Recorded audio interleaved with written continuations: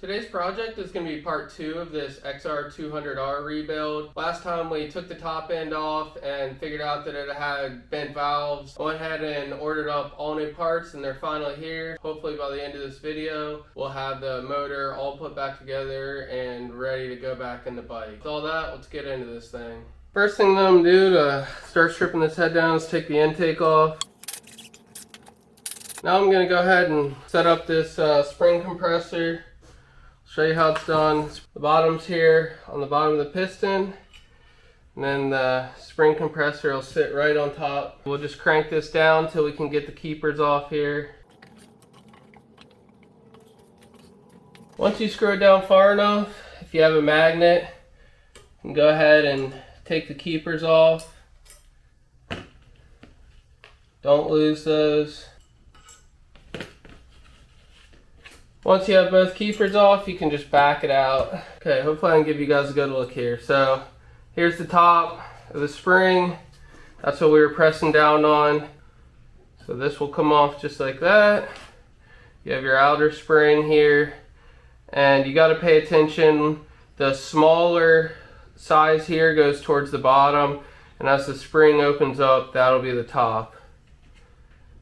You have your inner spring here, same thing. And you want to keep these together, so keep the keepers and everything together here. Once you have the keepers out and the springs off, you can go ahead and push the valve out. It's pretty easy, and I don't know if you guys will be able to see this, but it's very crooked.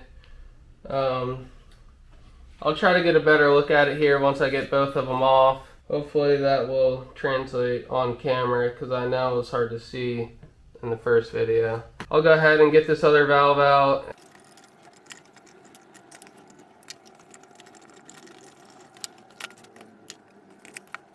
All the valves are out now. I'll show you how bent they are, and then we'll move on to cleaning this thing up and putting the new stuff in. These are really bent. This one you can see is bent this way quite a bit. And same with this one. It's on a pretty good angle here. So this is what I would call straight. Definitely the issue. Got the head all cleaned up. It actually doesn't look too bad. These valve seats look pretty good. I'm gonna go ahead and lap these valves in now. It's a pretty easy process. I just have valve lapping compound. You can do it by hand. I have this attachment to my drill. Whoa. Thing was under some pressure. Just gonna put some compound here on the back. I'll put some around the head. Slide this in and connect the suction. Okay, I'm gonna finish lapping this one and we'll be back. Alright, I'm gonna go ahead and lap this exhaust valve in the exact same way. I'm not gonna show it all, but it's the same process. I have all the valves locked in. Before I go ahead and slap this thing back together, the first thing that I'm going to do is put some new valve stem seals in it. They're pretty easy. Just pop them out. I like to use a little pair of pliers.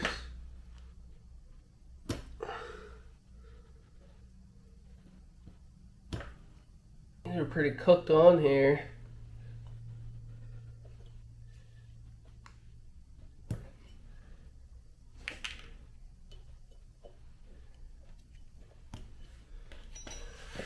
Now I like to use OEM valve stem seals. There's a bunch of aftermarket ones. Next thing I'm going to do is put a little assembly lube on each one of these. That's just going to help it go down. Make sure you square it up as much as you can and pop them down into place.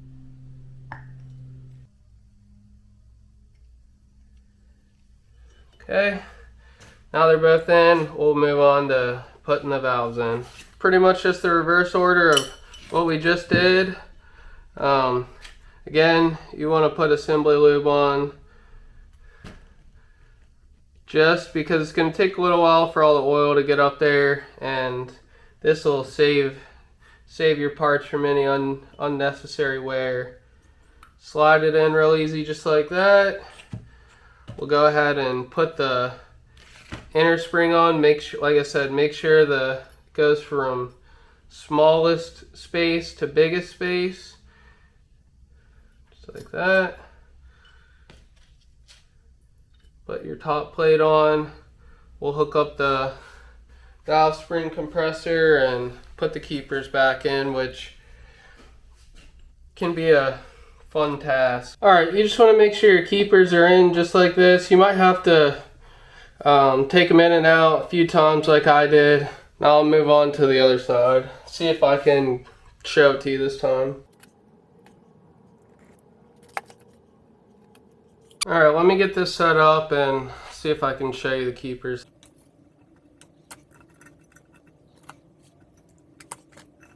Okay, I don't know if you guys can see that. Finally got it in there. Now we have both valve springs in, keepers are in. This head is pretty much good to go. I'll clean it up one more time. How I usually check these, I mean obviously you can't pressure test these yet.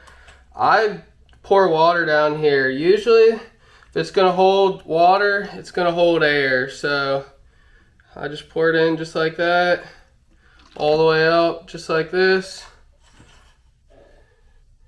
You can see it. And then we'll just check here. Make sure there's no water leaking past. You can see that it's holding the level good there. I don't see any water leaking out of it. I think the valves are seated good. I'll go ahead and check the other one real quick. This is the exhaust valve. I don't see anything, so I think we're good. Next up on the list is going to be the piston. Doesn't look too bad. I'm going to take these rings off of here and clean them up. I have all new rings to put on here, so first thing we'll do is just take these rings off. That one broke, so good thing we're putting new ones on. That was pretty brittle. Okay, now that the rings are off, I'm going to go ahead and clean this up in the parts washer. I have the piston all cleaned up. It turned out really well. It's in good shape. So now I'm going to move on to the piston rings. The first thing I'm going to do is check the end gap. These are supposed to be 0.06 to 0.014. You check that by putting it down in the bore. I'm going to use the piston to kind of square it up. Once you have it squared up, you can get your feeler gauge. This is 0.01. You can see, hopefully you can see that's going through there. Feel a little bit of drag. I'm going to go up one more. I think these are 0.12s. Yeah. So this one's good.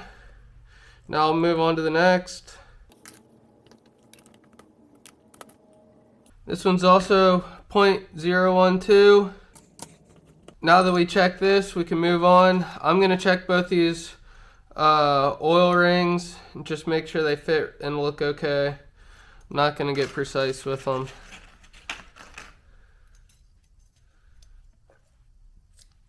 Now that we know the ring end gap is correct, we can go ahead and start putting these rings on. The first one I'm going to do is put the oil ring on.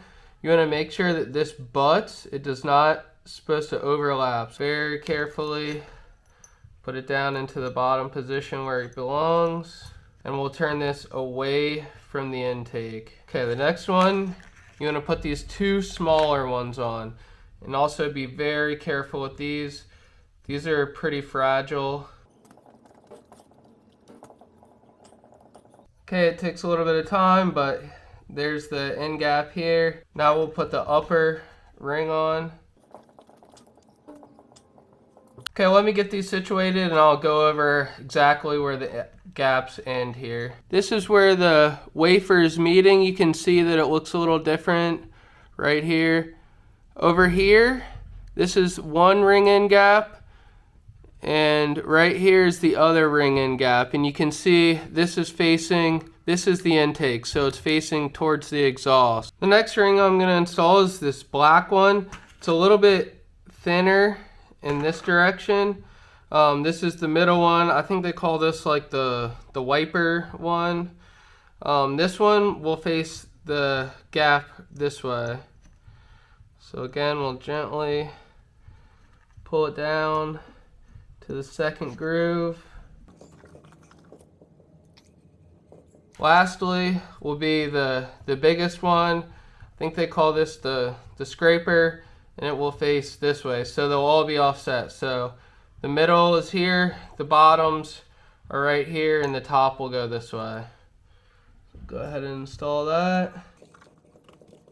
Now that you have all these installed, I always like to oil all the rings. I won't show it, but just make sure everything's oiled up. It's not, you know, dry when you first start it. Before I install this piston back on the bike, I'm gonna put in one side of this circlip. I'm gonna do that with these tiny needle nose pliers.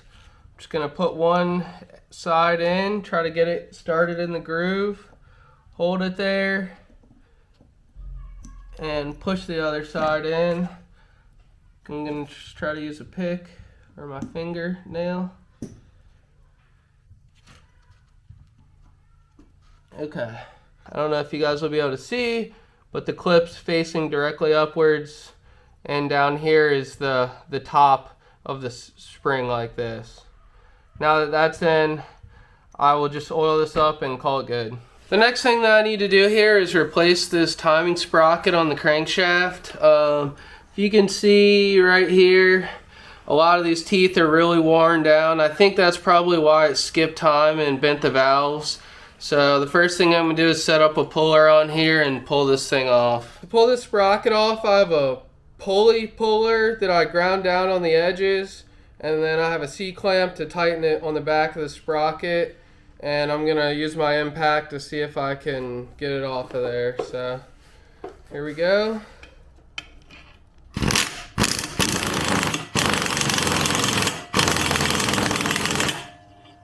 Turn this up a little bit maybe.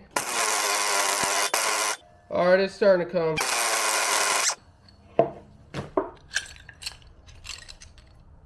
There it is. Hopefully you guys can see how torn up the teeth are on it. Let me find the worst ones. They're probably right here. To get this lower sprocket on, my first plan is to heat up the new sprocket to about 350 degrees and cool this crank down using compressed air. Hopefully I'll be able to slide it on and seat it and line it up.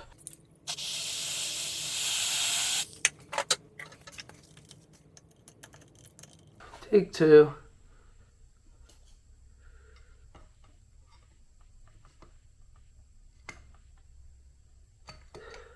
I got this lower sprocket on here, and it was definitely a challenge. I had to do it three times, I think. I had to heat it up a good bit. The first time I did not have the tooth lined up with the keyway, but the third time I went ahead and put this key in here, and that little bit of raised sight helped me out, and yeah, I got it done. So now we can move on. I'm gonna go ahead and put the piston on here. I already have one circlip inserted, so I have my other one here. Not want to lose. Gonna oil up my wrist pin very well. Gonna do the whole piston as well, but we'll start with the wrist pin. Make sure the intake sign is pointing towards the intake. Seat it all the way through. Now I'm gonna take a minute, shove a rag all the way around down here. This is just in case the clip goes flying, which I hope it doesn't. Put one corner in carefully. Okay, once you get your clip in, you just want to make sure your opening is facing directly upwards here. I think before I take this any further, I'm gonna clean the oil screen and the oil rotor, just because they're probably pretty nasty. There's got to be parts of the case in there. Oh yeah, there's definitely some stuff in there. Definitely a lot of trash in there. There's some sludge here that I need to get up with a paper towel. Got this all cleaned up, so we can put it back together now.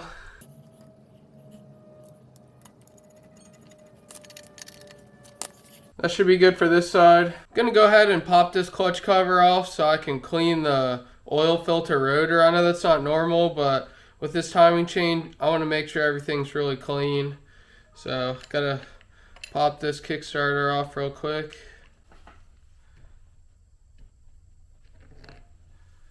Now I can go ahead and pop these side cover bolts out.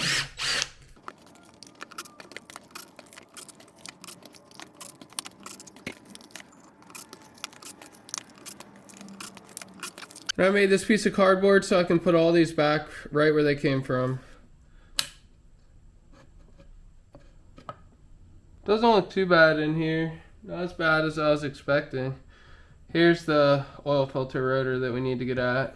I cleaned this cover up, and while I was at it, I went ahead and blew air through the oil passage, which is from here to here. I went ahead and cleaned up this gasket surface and loosened these screws with my impact. So now we can get behind here and see how much metal there is. Oh yeah.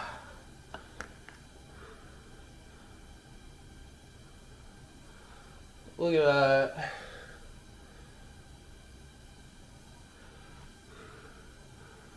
So I'll clean all this up, and I have a new gasket for this. This is gonna take a minute. I think this is probably all the case and everything that the timing chain was rubbing against. I don't know if this thing has ever been cleaned. Looks like there's about 20 years worth of crap in here. The cover doesn't look much better. I mean, that's all just aluminum and everything else, so I'll come back once I clean all this up. Look at this.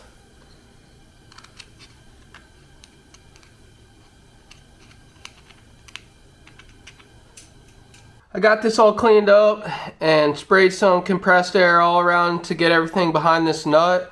So now we can go ahead and put it back together. I have a new gasket here. I'm just gonna put a little bit of Loctite on each one, not much.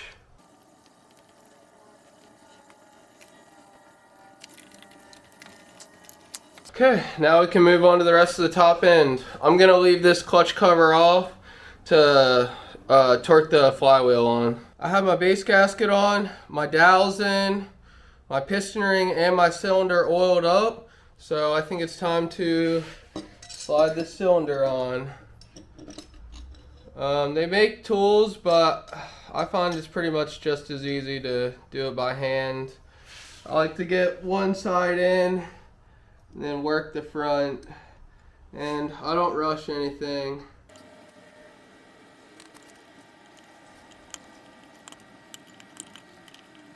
Phew, finally. Once you have your piston on and you're sure that it moves freely, got everything right, you can go ahead and install your cam chain guide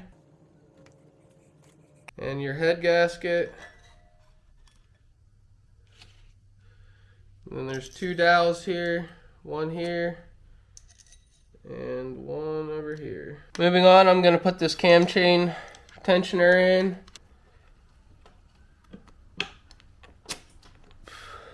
Now I can put the spring in. I'm going to put a little Loctite on the bolt, just below.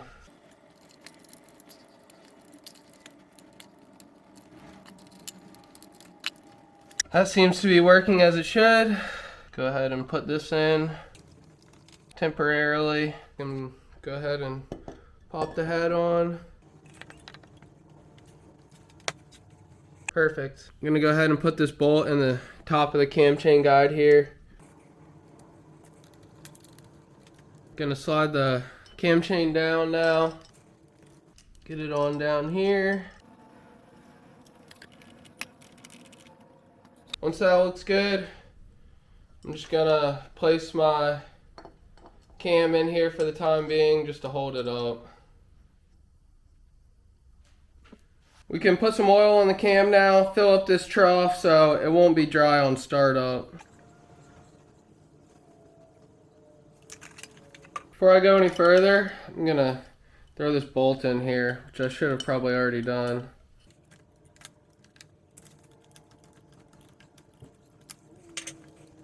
gonna leave that snug. I set the piston at top dead center. I have my cam lobes facing down.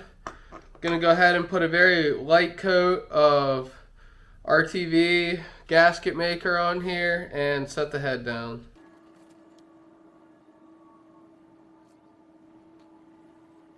Be very careful right here. You don't even need to really get close. That's where the bearings get lubricated, so err on the side of caution.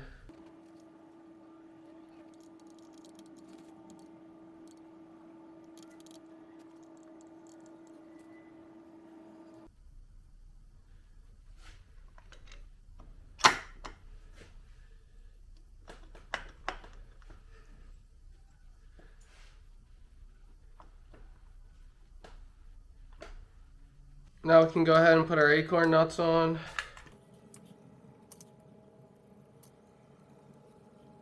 To torque these down, we're going to about 30 Newton meters. So I'm just going to start off with half of that and do 2 rounds. I'm going to go in a crisscross pattern. Might tighten some of these up a little bit first.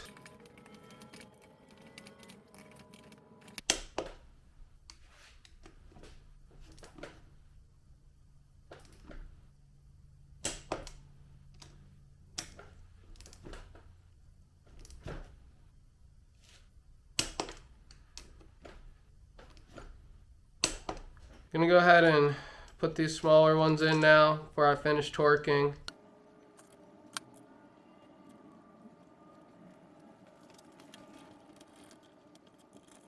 Now we're going to 28 to 30 Newton meters, or like 20 to 22 foot-pounds.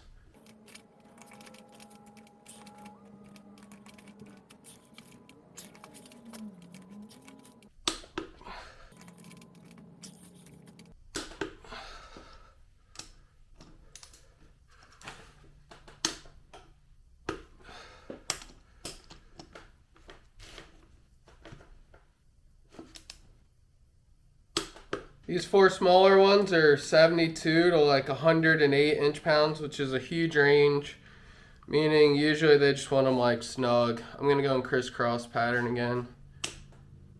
Oh yeah, that one's already there.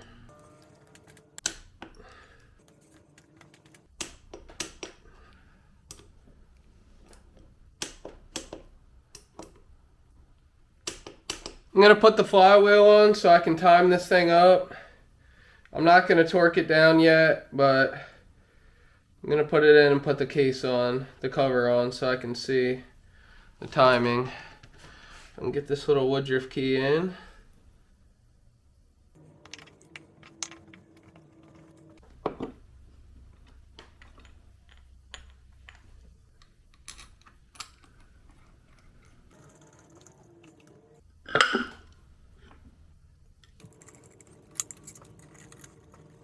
I have the bottom set to top dead center, and I stuck something soft in here to make sure the piston was at the top.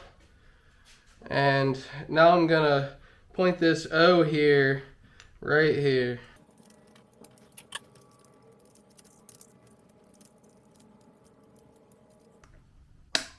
Hopefully you guys can see that though, but there's a little O mark here.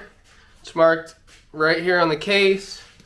I have a lined up to the T down here, so we should be good to go.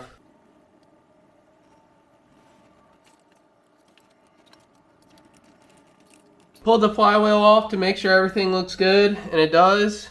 So the next thing I'm going to do is loosen this tensioner spring here. We'll have to set this with the bike running, but I just want to make sure that what we have now is going to work. I have this all tightened down now. The tension looks good. It's definitely not loose anymore. So now I'll go ahead and put the flywheel on and torque it down. I have a little blue Loctite on here. This is getting torqued down to 45 to 55 Newton meters, or 33 to 40 foot-pounds. I'm going to use this aluminum crush washer over here on the clutch side and the gears so that I can tighten it up.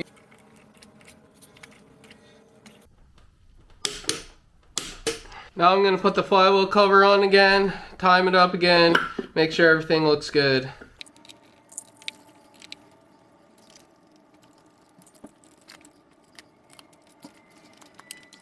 While I'm over here, I might as well throw this chain guard back on.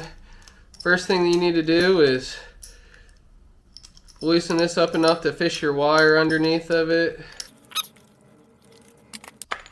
This cover will fit just like this.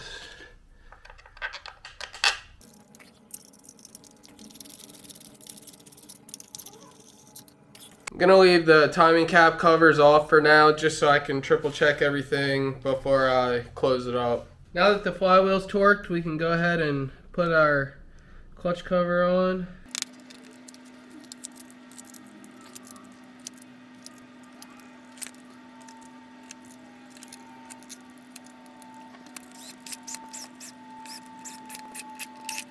While I'm over here, I'll just finish this up by putting this kicker on. Forgot to install this decompression lever, so I'm going to go ahead and do that now. Need to take this bolt out here, and I think this one right here.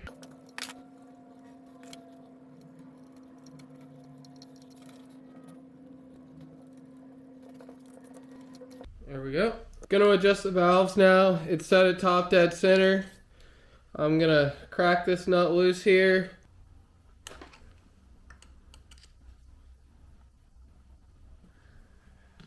Okay, once you have your nut loose, this is the intake.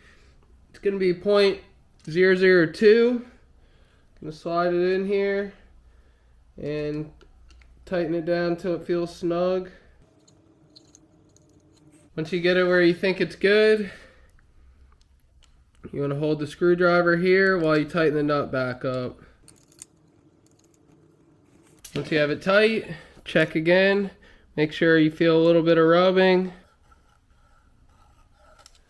That feels good and it still slides through. Gonna do the same thing to the exhaust valve, except it's 0.003.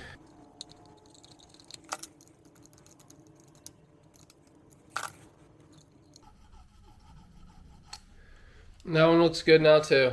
The valve's adjusted, you can go ahead and put these caps back on. I'm gonna go ahead and put the intake on now. I have a new O-ring. You can go ahead and put your timing covers back on. We're gonna put this together. Make sure you tighten this bolt down. Put a new gasket on and a new O-ring and slap it on here.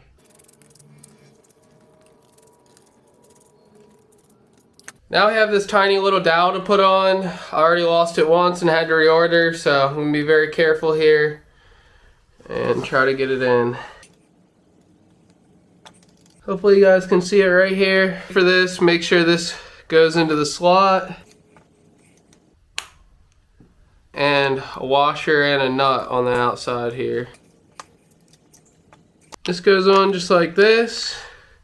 We'll get our screws started here. Not sure if you guys will be able to see it, but right here, there's a timing mark and it corresponds to one on the plate here.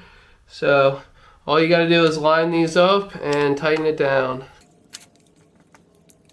Put your little rubber piece in here and we should be good to go. Last thing on this motor is to put a new gasket on here. Get your CDI cover.